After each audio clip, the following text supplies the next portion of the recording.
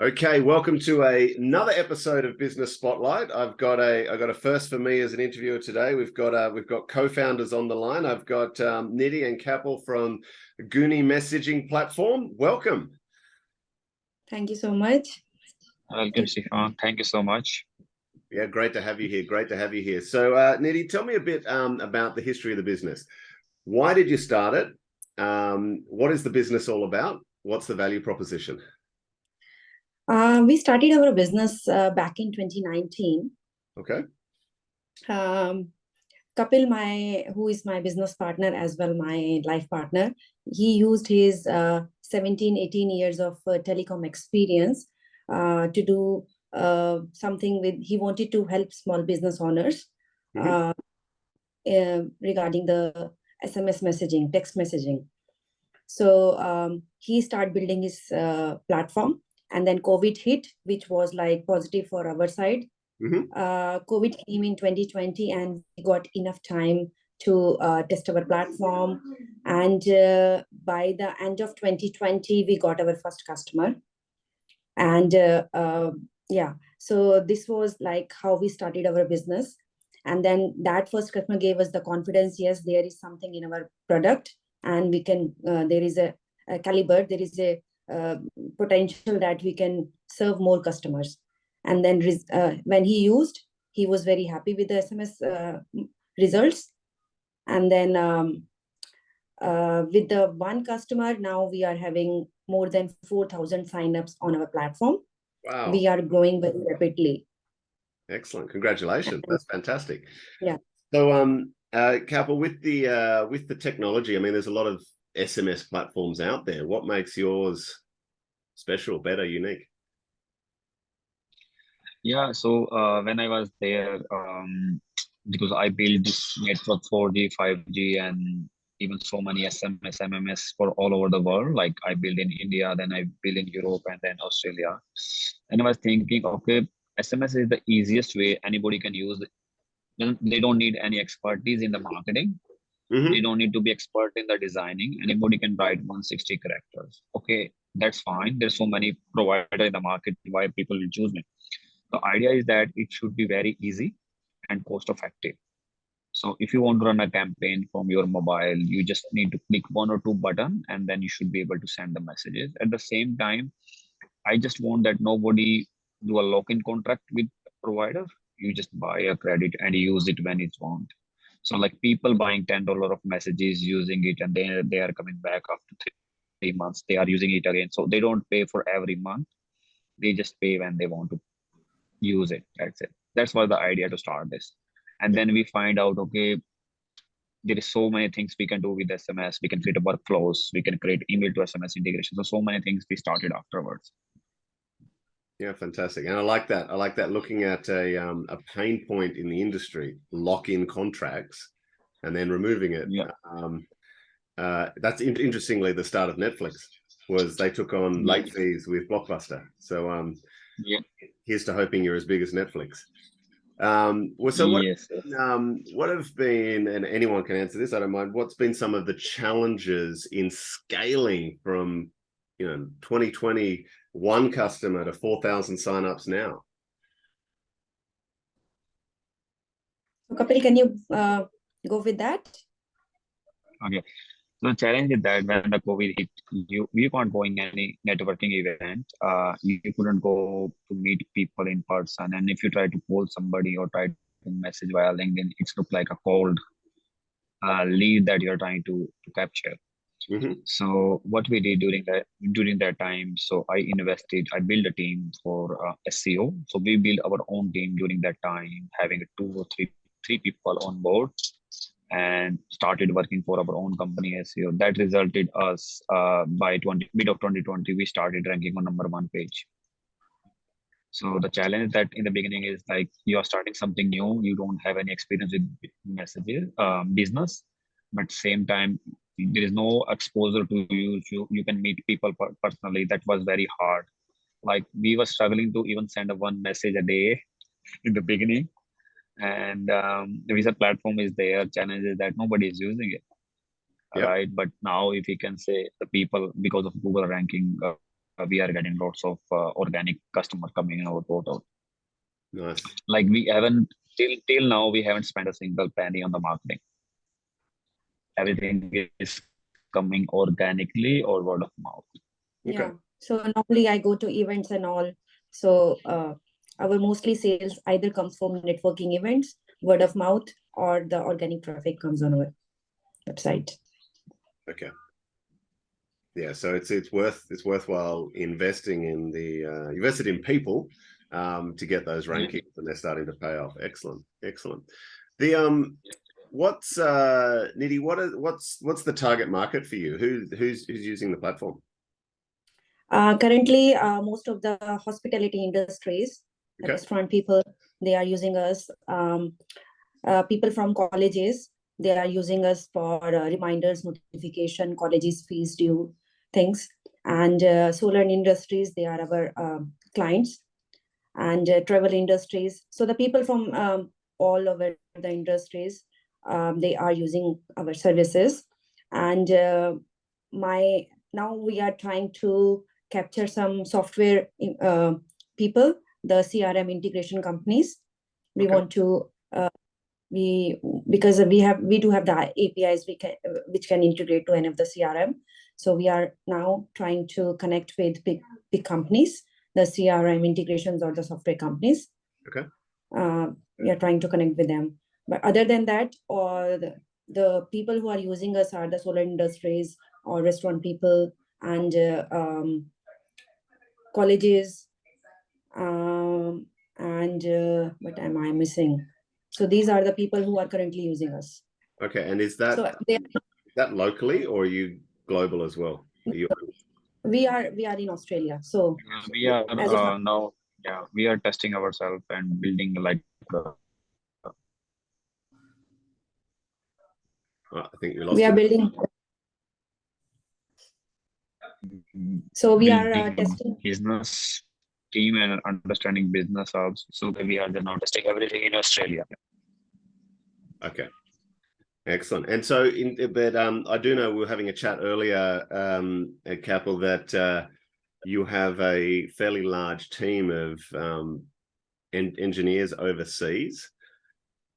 What's that like managing across borders, across time zones? Yeah. So I just want to add, in the beginning, I spent lots of money on freelancers, and the problem with the freelancers, they just working for hours. They don't care about your customers. Mhm. So we were doing upgrade in the night time. In the morning, customer were complaining, but I couldn't call anybody. They switched off their phone. I can't reach them. So that time I decided to build my own team, so I can rely on the people, anybody, anytime when I want. Of course, that is a challenge of the time zone.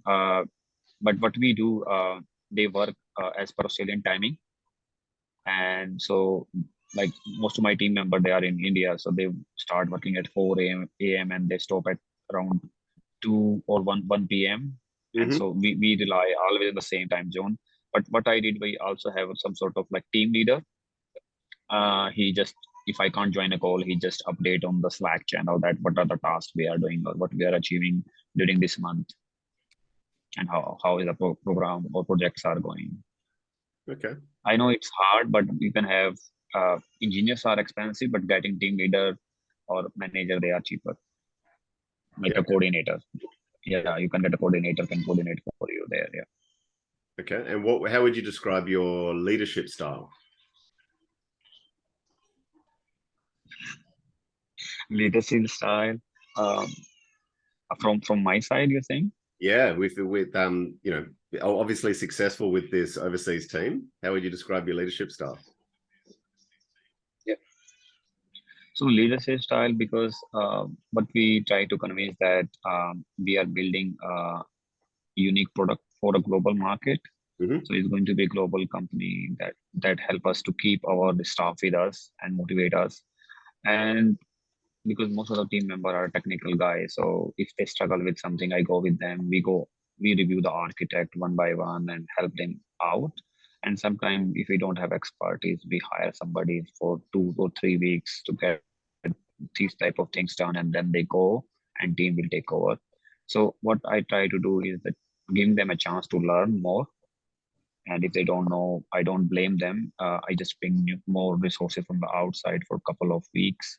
And when my team get learning from them, then they continue. So they like learning with us, and we always motivating. We are doing so many activities like mental health with them, yogas, Oh, nice. and teaching them about Australia. Like we have a quiz about Australia, like how the Australia is, what is our parliament, what are the biggest cities, what are our animals, what are our birds, what are the games, what is the footy, why Melbourne has a public holiday on the sports day, sports final, this type of thing. Like then they connect with our customer what they're building. Yeah, okay. This way we manage it. That's interesting. Yeah, so you're bringing them closer even though they're far away. That's nice. Yeah. Thank you. Nidhi, what's it like? I guess business, life are very intertwined for you, both of you, life partners and business partners. How do you manage all of this? Honestly, when I started his business a year later. When he started, I wasn't there. I was doing my job. So when I wasn't joined him, I was thinking that what he is doing all the time. I was like little bit like annoyed for him. Oh, you are not giving time to our family. Me and my kids want to go out, and you all the time with your team, with your product. What is that? Let's go somewhere. But he's always busy updating his system and all. A year later, when I joined him, I see how hard doing business is. I thought that doing business is very easy, anyone can do and that. But when I jumped in, I sit with him, and though our tasks are different, he is totally into technical, I am totally into sale. But then I sit with him and sees that, oh, that's a real challenge. It's not doing business is not easy. Then I think that then I can understand the pain point and all. Now we both are very happy with each other. We do not clash with each other. Our decisions are whatever he decides, I will go with him. Whatever I decide, he go with me. So this is a balance we maintain each other. So with our kids and with our personal life and the business life, we are maintaining very well. And we are lucky that we are having our own jobs, and we are taking care of that very good and with responsibilities. Yeah, nice. And that's I think something. Sorry, yes, go Kapil. One way I think after starting business, like when she joined me, I think we start loving each other more. We starting respecting each other more now. Before that, there was a fight happening, but now instead of fight, we love each other more. Beautiful. Yeah. That's inspiring. And I think for any kind of people in partnership in business, you made a very good point there, is that you need to have clear roles. Distinct roles. Once we start doing everything, we're all doing it, then no one's doing it. So that's really cool that you've gotten onto that. I'll ask each of you. Nidhi, you can go first. Thinking about the business, what worries you? What keeps you up at night? The success. I know we are all already in the middle, but I want that my hard work will pay me back. I want Guni to be the highest and go high and high. And I really want Guni to be success and become a global company. Awesome. So you've kind of turned that into the best for me. Yeah.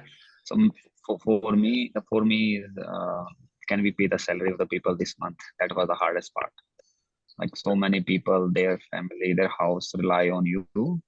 Yep. And they are looking after towards their leader if they get salary on time. That's the challenging part for every business owner. Like you want to retain your employees and same time you have to pay them salaries. All these things were the challenging. Getting customer, of course, is the other thing, but Nidhi is managing that part, and now we are going well. But in the beginning, it was very hard to pay their salary on time. Yeah. Cash flow. Cash flow is the number one for most people. Yeah. Most business owners.